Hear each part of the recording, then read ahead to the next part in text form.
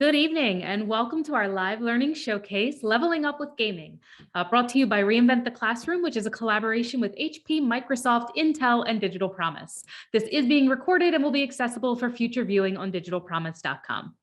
I'm your host, Stephanie Pout-Stevenson, and from the Digital Promise team tonight, I'm joined by Kristen Palazzolo, Rebecca Banks, Stanley Berry, and Nick Shiner. Digital Promise was created with the mission to accelerate innovation in education to improve opportunities to learn. We know that we need bold solutions to meet the challenges and opportunities students face in today's world. Through our new North Star goals, we're working to ensure that by 2031, 30 million historically and systematically excluded students are engaged in powerful learning with a path to a future of economic security, well-being, and agency. In our impact strategies and practices, we drive technology and innovation for powerful learning in communities that are traditionally underserved, support educators in designing and implementing powerful learning experiences for each learner, and we work with major ed tech products to leverage research for greater equity-centered impact. The HP Teaching Fellows are part of the Reinvent the Classroom initiative. The fellowship brings together educators from across the US and Canada who demonstrate powerful learning. Digital Promise defines powerful learning as those experiences that are personal and accessible, authentic and challenging, collaborative and connected, and inquisitive and reflective. These sets of principles do not work in isolation, but are synergistic and mutually supportive. Tonight, we're very happy to welcome two of the members of the 2021 HP Teaching Fellows cohort. First off, we have Thomas Rogers, who serves as the grade 8-9 ELA teacher, department chair, and curriculum coordinator. He is a champion of video games in the English language arts classroom and other roads less traveled in education. Lisa Gustinelli is also a 2021 HP Teaching Fellow and the Director of Instructional Technology and a teacher of AI. She is also an advocate of closing the digital divide by bringing technology to migrant children with little or no access to broadband or devices. We're going to ask our panelists to introduce themselves by sharing where they're from and their favorite game. Good evening, everyone. I'm Thomas Rogers. I'm joining you from Edmonton, Alberta, Canada today. And my favorite video game tonight is going to be Chrono Trigger, originally released on the Super Nintendo. Good evening, everyone. I'm Lisa Gustinelli from Delray Beach, Florida. I'm old school in my favorite game. I have a visual. It's called Mealborn. Well, I'm not sure if you can see it, but anyway, it's Mealborn. It's a French game because back in the day I used to teach French, and it's all about getting to the end of a path and acquiring lots of miles.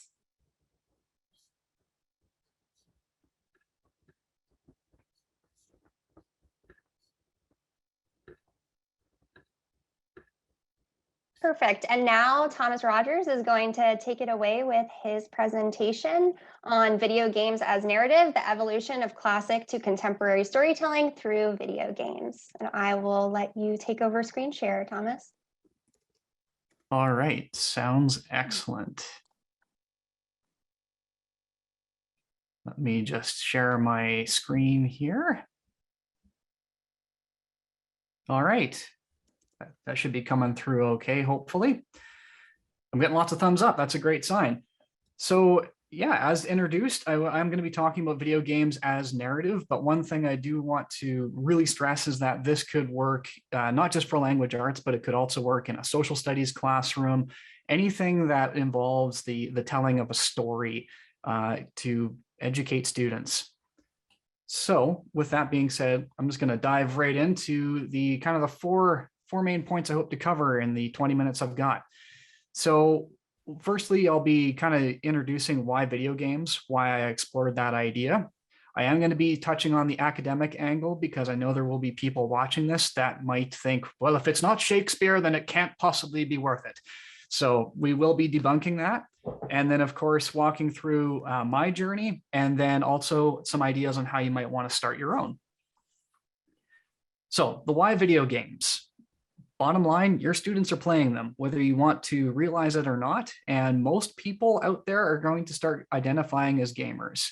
Just a couple of statistics for you. About 227 million people in the US in 2021 identified as being a gamer of some kind. And in Canada, that was 23 million. And we're not that big. So 23 million Canadians saying that, yeah, we're gamers, that's significant. That's well over half of our population, as sad as that is. So video games have grown in complexity immensely since the 1970s. And the old perception that a video game like this, an Atari cartridge, has no value in terms of story or education needs to be challenged, especially when we look at modern titles. Now, this information was actually shared with me by Nick, who's joining us tonight, and it really, in my mind, highlights the three major categories that you can integrate gaming in the classroom. First is esports, which is organized competitive play, which is a fantastic thing to do. There's actually a high school in my city that has now started an esports program in their sports academy, so it's a very real thing. We have the gamification of learning, which is kind of like your Kahoots, your Class Dojos, your quizzes, all of those platforms that take education, usually route memorization, and turn it into a competitive game. So it's more engaging for students. And then lastly, the part that I'm going to be touching on mostly is game-based learning. So that's where the game is a framework for the actual learning that's going to occur. So where did the idea come from? It's actually a very simple story. During the pandemic, standardized testing was canceled. And I'm thinking, okay, I got 4 weeks back that I didn't expect. What am I going to do with my students that's not a complete and utter waste of time and won't involve a revolt? So I put away my reading comprehension booklets and all of the really dull stuff. And I said, let's crack open some innovation. And through some encouragement of a few other teachers that I've worked with over the years, I said, you know what, it's time for the video games as narrative unit. And this is something I worked on a couple of years back, but this was kind of my opportunity to strike. And that's exactly what I did. I'm going to go into that a little bit more, but I do want to touch on the academic angle of things because the academic part is important. You can't just introduce something because it's new and engaging without the academic background. And what you see on this slide is just a sample of some of the articles that I actually read in preparation for this unit to legitimize it, because I'm presenting an idea of students playing video games as a curricular outcome meter. That I need to make sure I've got my ducks in a row, or someone's going to come in there and say, well, what are you doing? Like, they're playing games. This isn't learning. If they're not learning iambic pentameter, what's wrong with you? So that's where one of these articles kind of came into it. And it really breaks down some of the fundamental pieces of what exactly makes up a game. So there's a series of pie charts that you're going to see on the next couple slides that kind of illustrate how you can talk about video games, like how you can talk about a film or how you can talk about the structure of a paragraph. So games as action involve three main components, which are design, actions, and situations. So actions are obviously the level of interactivity that you'll have with the game. The design is the gameplay elements, what components are being put there for the player to actually use. And then the situations are, of course, the scenarios that might play out for the player to actually experience the game. Now, we can add another layer of complexity by talking about games as texts. So this is where a game is literally a text, where we are comparing it directly against a novel study, a short story, a poem, all of that good stuff. This is where the knowledge about games can come into play, where that is the level of experience that an individual might have as a game player with that genre, all of those components. The me as a game player is how the student actually sees themselves in relation to the game that they're actually playing. And this is really important for a game designer to consider, because this is where the student or the game player is actually going to connect with the potential narrative that's being introduced.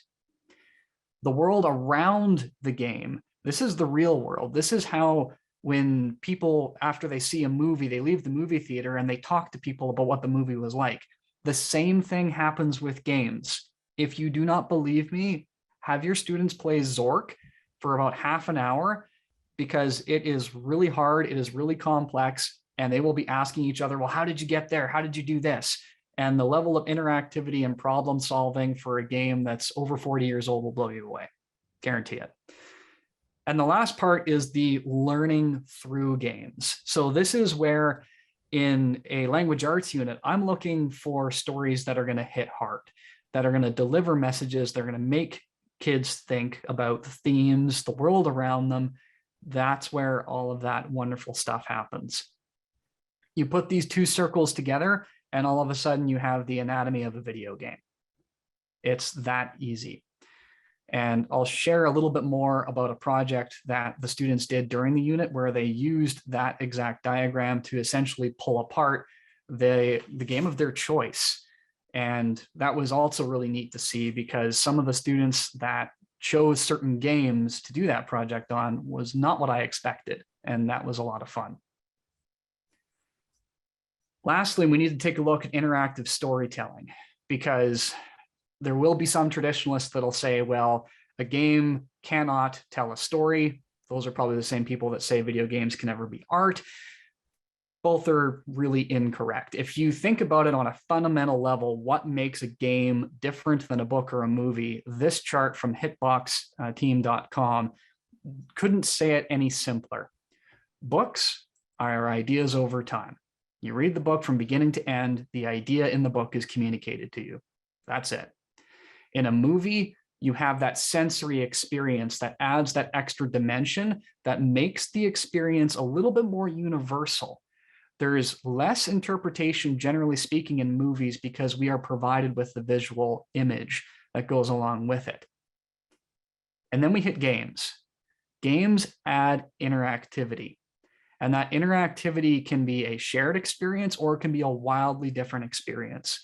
You can have stories that have open world elements where the player is essentially generating the story with the game, or they're experiencing the story with slight variations, like things like side quests or alternate tasks, on top of a narrative that might have choices for the player to make as well.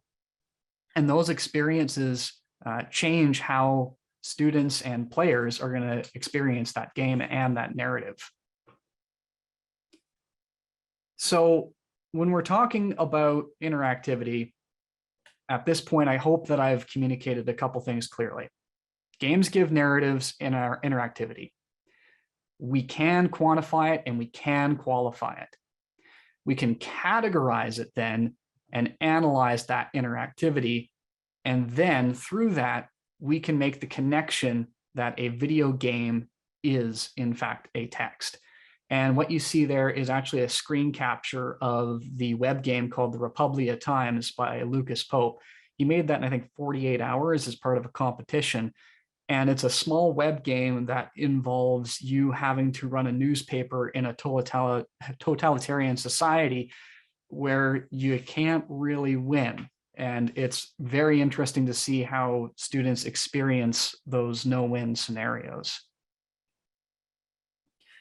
So when I was designing the unit, there was essentially three main focuses that I wanted to keep in the forefront. The first was I felt that I needed to build a base of knowledge for my students so that they could actually experience the games through kind of a similar lens to one another. There was varying degrees of experience in the room when it came to video games and video games with strong narrative. So we had to unify the language and define our terms. And that's where that anatomy of the video game stuff comes from. The second was to go deeper, educate them on what game design is, what the components are, and how to talk about it in an authoritative way, similar to how you would talk about the angles or close-up shots that you would see in film, or the narrative structure, parallel structure in a book. And the third, of course, was for them to evaluate and analyze narratives in the games that they've played, as well as looking at a few curated case studies. And for those of you that are looking for the academic version of what I just said, because you're going to have to justify this to, a principal, a curriculum coordinator, or somebody else that might want to rain on your parade. Here it is for you. So introducing students to the concepts of video games being narrative, you're going to explore the elements of narrative that are present, provide students an opportunity to either create narratives or descriptive writing in another medium besides writing itself, evaluate the effectiveness of games and narratives, and then gain an understanding of the evolution of digital storytelling. Now, if that doesn't sound impressive, then please feel free to write another one and tweet me so I can use it, and let me know how you do. So here is the plan. I had to do this on a whopping budget of nothing, using devices which in the gaming community would be described as potatoes. So I knew that the amount of time that I had and the technology that would be available to me was very, very simplistic. It had to run in a web browser. That was the criteria of any game that I picked. And then that way it was platform agnostic. It would run on any device that a student brought into the classroom. And I thought, I have shot myself in the foot. The unit is over. There's going to be nothing out there for me to use. And once again, I was really, really pleasantly surprised on how much there was to choose from. I did the research to make sure that my unit was going to be pedagogically sound. And then, of course, I built the unit, and the unit involved a website. It involved a booklet for students, which is being canceled out by the green screen. But there was a lot of resources that were put together with the help and oversight of another teacher who was also working with me at the time. And we went for it. And to help generate a little bit of hype with the students, because they had no idea this was happening, we did up a little trailer, and I'll show you a quick clip of it here.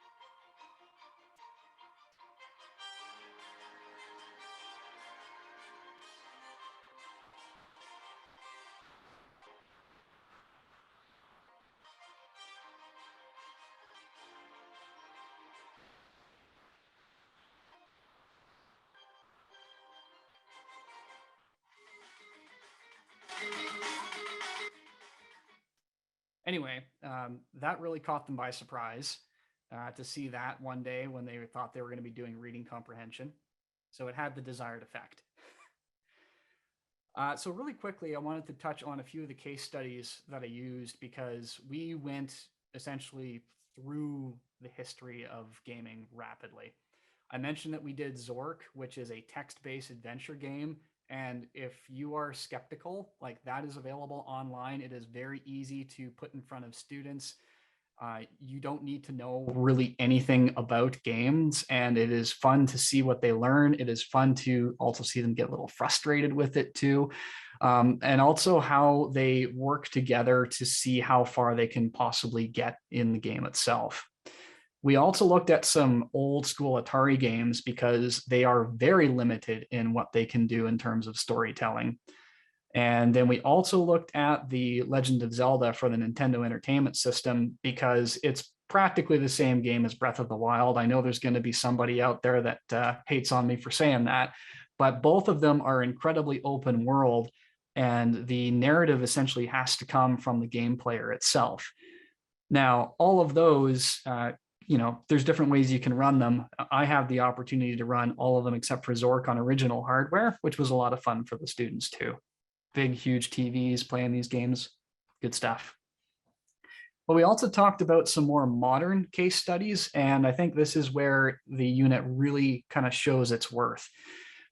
The Republia Times I already mentioned is a fantastic game, especially if you're looking at teaching in like social studies, history, social justice. It's a beautiful little game that takes one class and teaches students an awful lot about the power of the media, the power of government, and sometimes the no-win scenario. But You Seem Fine was actually a game developed by 4 women out of, I think it was, I'm going to get the university wrong, so I'm not going to say it, but it was developed by them. They released it on a mobile platform. They also released it online, and it's all about invisible illnesses, and it classifies as a visual novel. Crosscode has an online demo, which was fantastic to run in a browser. It also supports Xbox controls. So you can just plug in an Xbox controller even into a Chromebook and it works. It's pretty cool. And then, of course, we had Vapor Trails. And Vapor Trails is actually still in development. And that was a cool one because I went on itch.io and I was looking for browser-based games.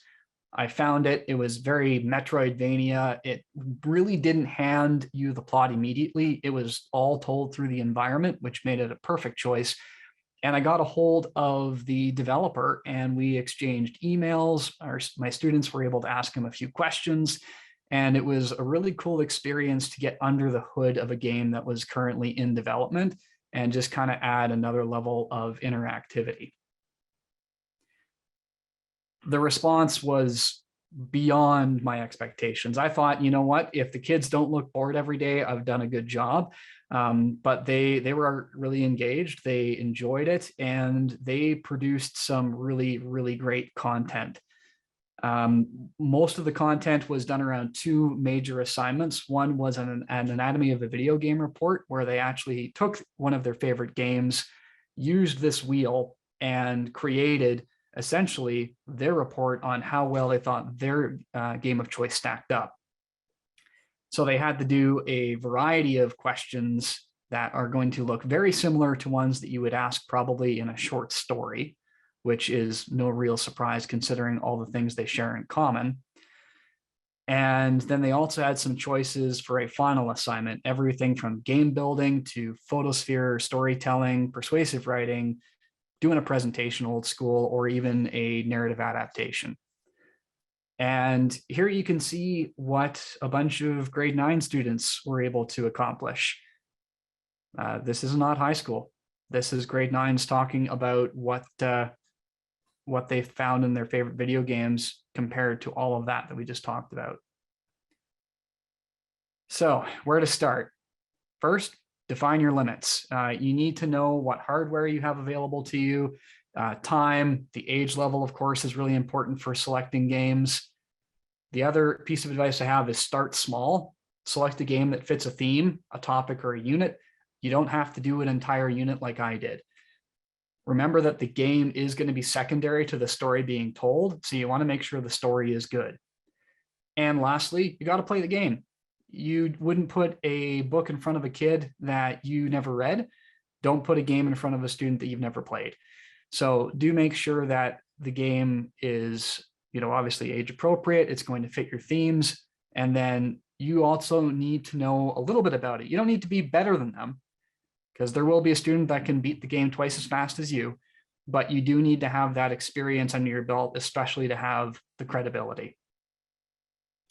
And then, of course, create whatever assessments that you want for your unit, big or small. It could be a simple handout or something a bit more complex. Most importantly, though, please share your experiences, because this is still way too much of a niche and we need to change that. All right. I think I am 39 seconds over by my watch. I hope that you've enjoyed that. And if you've got questions, I think we got a moment or two. And if not, you can always hit me up on Twitter later.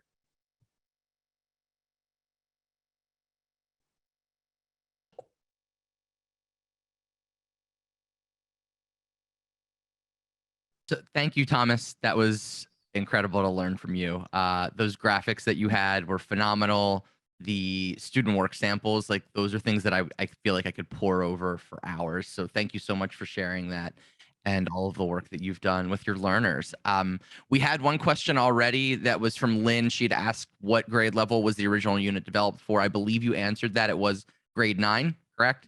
Yeah, that is correct. So a lot of the stuff that we were doing though is like junior high level or like early high school. Like you can really scale a lot of that stuff in a variety of different ways. And I think it scales up much better than it will scale down.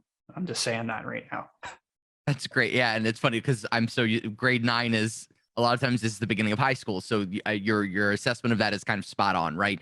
It falls kind of right in that like transitional period between middle and high school. So thank you so much. Tara has a great question. Do you have a recommendation for a game to start with for lower elementary? Ooh, lower elementary. I think that depends on what theme that you're looking to cover with your students.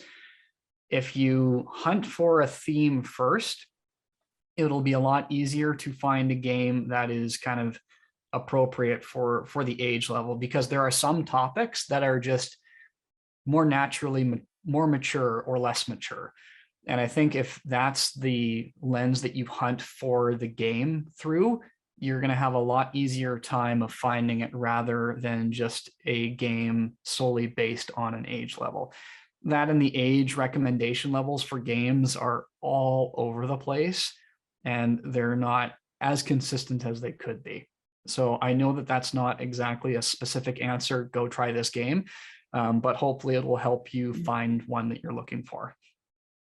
And I think that answer makes a lot of sense, right? It's what is the age appropriateness of the game itself, and then also what is it that you're trying to accomplish? Like you starting by narrowing down by the topic or the theme. From there, you can build out, okay, these are games that kind of fall within that. And there's just such a wonderful gaming community that like you can really reach out to others and say like, hey, like, would this be a good game for this? Does anyone have a suggestion for a game that that covers this topic? We have an internal channel on Slack at Digital Promise where we share game recommendations, and a lot of times that's what comes up because people have different tastes. They want different themes. I know Kristen is playing a game right now. I think it's a time traveling cat. Is that what it is? Like that sounds awesome. That's like I don't know if that's appropriate for a kid. I don't know what they're time traveling to do, but that is something that could theoretically scale down to that age group really nicely. I also think back to when I was a kid and Oregon Trail, Carmen Sandiego. Those really weren't games that were so much story based, but the topics were ones that aligned really nicely with things that were taught during in those content areas at those grade levels. So while we're waiting, I think we have a few more minutes before we switch over to Lisa. I think for me, I'd love to know what was the reaction from some of the other educators in your building. Oh, that's a good question. So we were in pretty tight cohorts during the pandemic. So the IGACH was able to keep the lid on this pretty well. So the only people that knew that this unit was going on were all of the teachers at that grade level and my principal, because I ran it past him, not for so much approval, but actually support, because I knew that he would get behind it. I was really, really confident in that, but there was a lot of jealous faces. They're like, you're playing what? And there would be teachers looking through the window of the door in the classroom. They're like, oh, what is he doing today? Oh, that looks like fun. So I think there was a bit of envy, and I'm okay with that. Yeah, that's what you want, right? And that spurs them on, because then kids also see that and they say, hey, Mr. Rogers is doing that in his classroom. Why can't we do that? Why aren't we engaging with that stuff? Why aren't we doing this? I think that's phenomenal. How are we on time? Kristen, is it time for us to switch? We are right at time to switch. That's what I thought. All right. Thank you so much, Thomas and Nick. Let's give a warm welcome to Lisa, and she will be presenting on Game On, using MinecraftEDU to inspire creativity. Thank you, Lisa. Thank you. Well, I am so lucky and honored that I followed Thomas, because Thomas, you actually kind of set the stage for everything that I believe in and that I want to talk to about here. So thank you. The whole idea of making learning authentic and fun at the same time for students. And that's why I'm here. That's why I'm an HP fellow. That's why I use all the technology in the classroom, because dating all the way back to when I was just a French and Latin teacher, somehow I managed to gamify that, and the students would go to their next class, and then the other teachers would come to me and say, what are you doing on the devices in your classroom? The kids, sound like they're having a great time. How can we do that? And that's why I went into instructional technology. So it's just recognizing that you can be playing a game and really learning from it. So tonight I'm going to be talking about using Minecraft to inspire creativity. So next, Kristen. So we already went over all the definitions. So just if you look at this graphic and you look in the middle right there, games-based learning, learning about a new experience, a learning experience within a game framework. So just as Oregon Trail was teaching, so is Minecraft. And on the MinecraftEDU website, you can go on there, and there is just a plethora of lesson plans in every subject imaginable. And that would go from lower elementary all the way into high school. I've perused them and used them a little bit, but I myself enjoy the whole creation in teaching. So I always create and just come up with, I should probably start putting some of my units in there. I haven't done that yet. But so the one I'm going to be talking to you about tonight is kind of it's in I teach an AI class on artificial intelligence.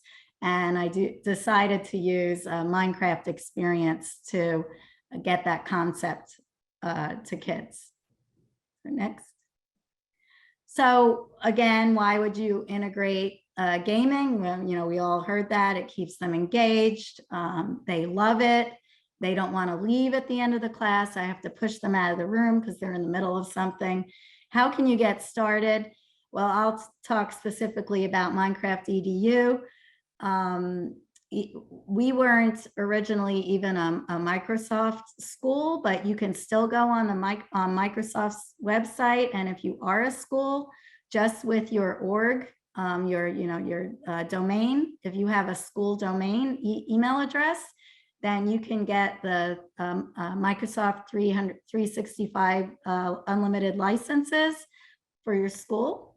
So that's what I did. And once you have that, you just go in there in the admin console of Microsoft 365, you create them a Microsoft account, and then they can use Minecraft. Now, Minecraft also, the EDU edition, has special pricing for schools.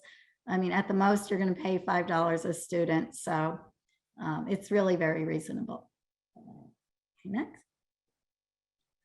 So specifically this evening, I'm going to just give you an example of a unit that actually I'm in the throes of this unit as we speak. The last time we talked about gaming in MinecraftEDU, I talked about students who were designing tiny houses and thinking about the homeless and things like that. This is totally different. This is teaching AI, specifically smart cities. So I'm always enthralled and excited to learn about the next newest thing in technology that I know kids don't really know that much about, because then they get excited because you're like, oh, do you know what artificial intelligence is? And they're like, yeah, it's robots, but they don't really. So I offered to teach this elective class in artificial intelligence. So learning about artificial intelligence is really important for kids these days, because it's already out there. I mean, pretty much everything we do involves artificial intelligence. So I thought to myself, well, what's one good way, like a concrete example I can give them and get them engaged to want to learn about artificial intelligence. So I also am an innovator in residence with Arizona State University, and they do a lot of work with smart cities in the state of Arizona. So we all have things in our cities where we live that are smart. AI, the traffic lights, they keep data on how many cars are going through, when should they turn red, when should they be green, and there's all sorts of things. So that's why I decided to do this project about smart cities. So next. So just to kick off the unit, why do humans always want better machines? Before we had technology to do tasks for us, how are these tasks done? And how would you imagine and build something that doesn't exist yet? And Thomas, you'll be pleased to know that I used some of those examples of like Atari and some of those video games that actually, you know how the more you play it, the game actually learns. So that is an example of machine learning, because as the game learns, they move forward. So games are really good examples of machine learning and artificial intelligence. Next. So I've also taught classes in design thinking, because I think it's really important for kids to learn design thinking. This comes out of Stanford University, this graphic. So there are 5 main stages anytime you innovate or you create. And engineers use design thinking, and students can use this in any subject to think about how to tackle and solve a problem. So the stages are to empathize. Who are you designing this for? First of all, define the problem. What's the problem? And who are you trying to fix this problem for? Create ideas, brainstorm around it, then do a prototype. And the test is for you to present that and see if it worked and see reactions and get feedback. So I use this model with this Minecraft. So just a little clip about how I kicked it off. I talked to them about smart cities. So just a little bit. Just how smart is your city? Chances are it's getting smarter by the year. Many governments around the globe are racing to infuse technology into just about every aspect of its city's operations. And I mean every part. Including public transportation, IT connectivity, water and power supply, sanitation and solid waste management, efficient urban mobility, e-governance, and citizen participation. And it does this using every buzzword imaginable, from big data to the Internet of Things. So how does a smart city work? Let's look at 3 examples. Here in Singapore, the city-state might be the gold standard of the most extensive effort to collect data on daily living. The government is now deploying systems that can tell when people are smoking in prohibited zones or littering from high-rise housing. Singapore launched its own Smart Nation program in 2014 and will add more cameras like these so the government can effectively monitor crowd density, cleanliness of public spaces, and even the exact movement of every locally registered vehicle. Much of the data it's collecting is fed into an online platform. Just how? So that was my kickoff for the kids. So I was thinking, okay, so if you were a designer, and I also, I told them, I want you to design a smart city.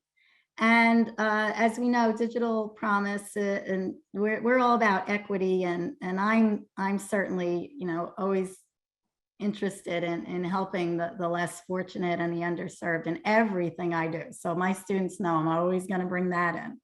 So some of the features of the smart city also had to incorporate different things with artificial intelligence to help perhaps a handicapped person or a blind person, and enable them, for example, maybe self-driving cars so they can get around and things like that. So we did a big brainstorming. So the students first had to do their smart city on paper. I don't have a picture of this, but they designed it pretty much, and they did brainstorming about what it was going to include. I said they had to have at least 5 different items in it. And so then they went at it. And this is these are a couple of pictures of the elaborate smart cities that students designed. I mean, they did work on it. I would say it took them like 5 class periods to really do this. And they worked in groups. So with Minecraft, what's nice is one person and the lead person in the group creates a world. They call it a world. And then they share the code to get into their world with anybody else in their group, so that everybody in the group is working on the smart city.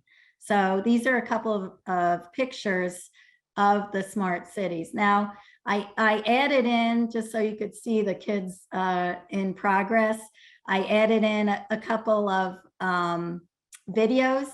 So they're not perfect, all right, but it's really cute. And just as they were showing their Minecraft smart city, I just took a video. This feature, I'll just let you know what it's going to be. They had the idea of having drones, and then the drones would see crime, and then they had a AI enabled robot that could go find where it was and identify, so that when the police came, you know, they'd be able to arrest the person. So you can go ahead and start this video. So there's like a robber. This is your AI with your police bot? No, that's the robber. We're showing how it would happen how it would work if it did happen. So the robber like goes in, the alarm sounds, and he goes in, and starts to, and then the police bot comes out and it has a weapon to chase the robber. Okay, and it was a lot more elaborate than that, but they had all these ideas. They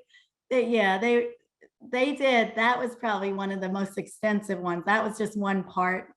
They had a building that was on fire, and they had a way to put the fire out. It was really cool. And then this one, you can't see it as well, but if you listen to him. So I actually came across this video. I don't know if any of you've seen it going on, like on the news or whatever, but in China, they actually have these headsets. They put the headset on the students when they come into class, and the headset gives data about how attentive they are, how engaged they are in the lesson, whether or not they fell asleep, how many times they spoke, how many times they answered questions. They take that data and they actually can send it home to the parents, and then they can also use it in AI platforms to change the way that they're teaching. So when I showed the kids that, one group decided to make a school in their Minecraft smart city, and it's a smart school, and you'll see a couple of their ideas. There's the libraries here. So here's Jack, Logan, and Ethan. They sit up front, and if they want to raise their hands or go to the bathroom, they just click that button, and the teacher will know if they want to do something, and then the teacher can answer them.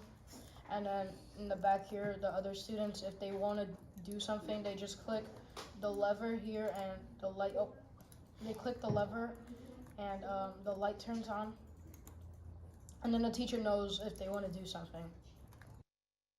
So basically, he went on to show the different things that he built in Minecraft, and then how they would use that data and send it home. So then it didn't end there. I wanted to keep this going because they're so into it. So we have 3D printers. So there's a program software called Tinkercad. And what I like about Tinkercad is when you build in Tinkercad, there's actually an icon at top. If you click on it, it'll show you what your build would look like in Minecraft, or if you build it as blocks. So I had them create a design in Tinkercad.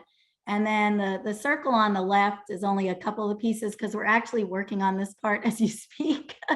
But that's the RoboCop car, or part of the RoboCop that they printed, 3D printed over there on the left, because the next phase of the project, I just went, because they were so into it, I want to keep it going. I said, okay, now you're going to make a physical prototype. So I had the idea to have them bring in anything they could get. I said, do you have any of your little cars left from when you were a kid? Little street signs, blocks, anything you can make a city with.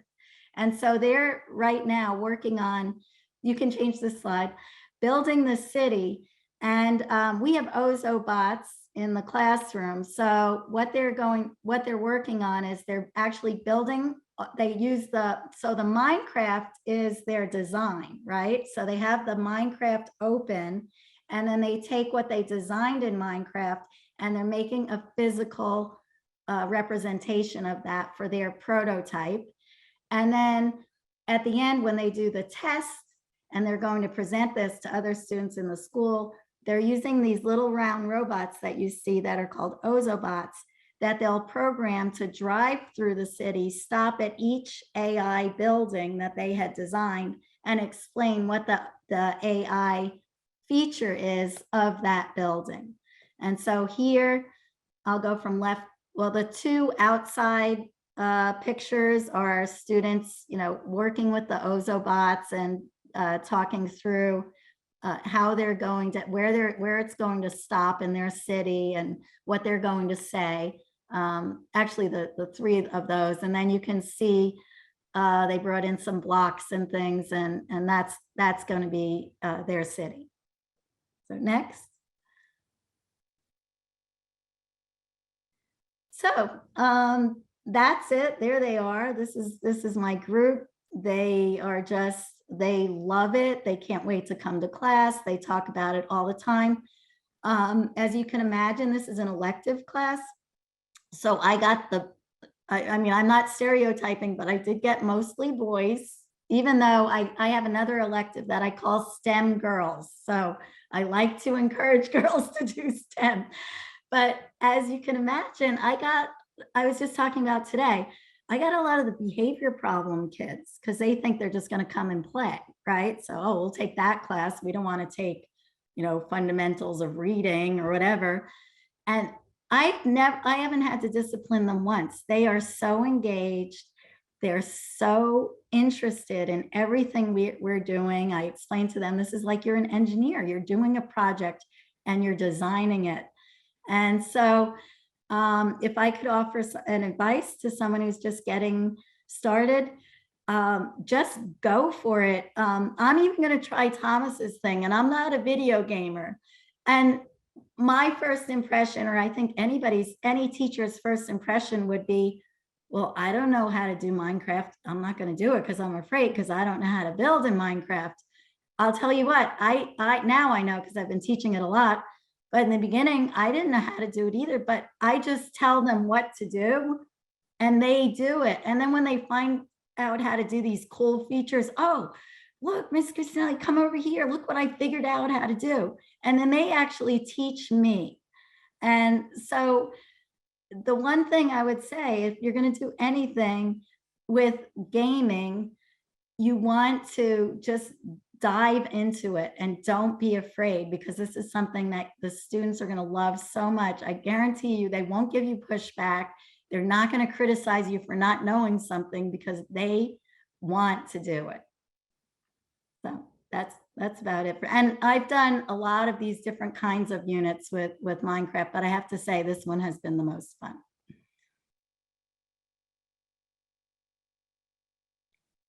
So I don't know if anybody has any questions. So we got at least one question. I know Rolla asked, did the students present to experts or engineers or city planners? Like, did they have an opportunity to share these things? Because her follow-up comment was they could learn from these kids. You know what? Oh, because I'm with Arizona State University, I do have a contact of somebody who's actually working on smart cities for ASU, for the state of Arizona, the city of Phoenix. I am going to be reaching out to him to see if he wouldn't mind even just zooming in and talking to the kids. Yeah, because I think it's cool too. That's phenomenal. And I want to make sure, let everybody know, again, you can be asking questions in the chat or using the Q&A feature. I want to make sure I pull that back up again.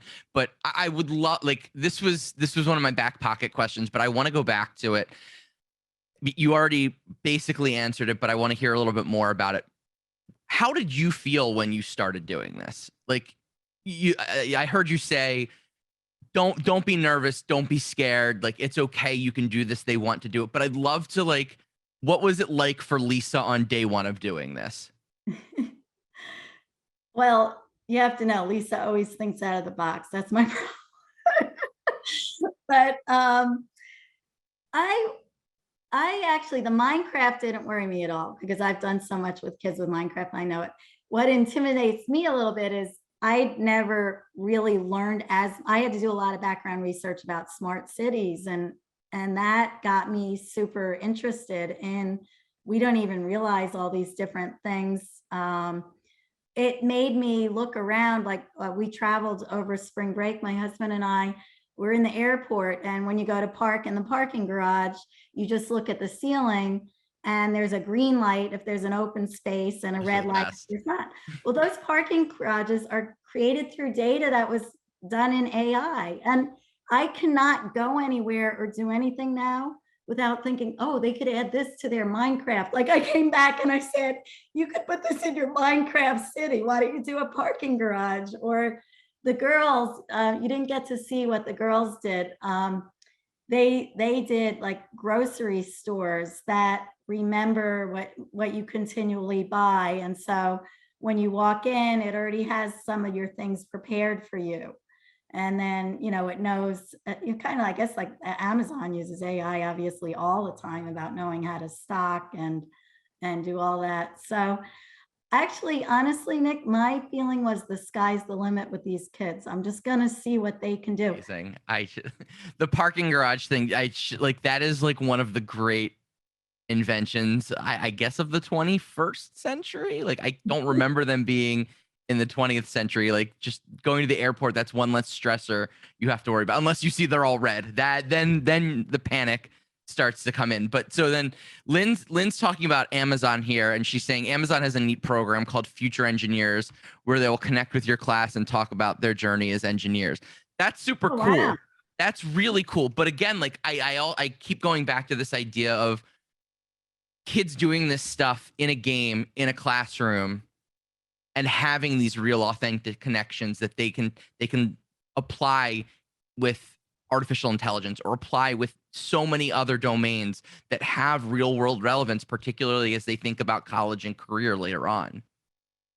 Yeah, I always bring it back to that. And as I said, I also have the STEM girls class, and we do a lot with robotics in there. And I always tell them, it's not even just about the technology, it's like the design thinking. And I told them, you can be leaders in a community. You can learn by thinking this way and designing. It's not just about the technology, it's about being able to really just solve a problem. If there's a problem, and if you go through this method of the design thinking method, you know, it will help you get a solution. You brainstorm, you ideate, you try and fail, but you continue on. Climate, yes, exactly. And Minecraft has worlds that are already built.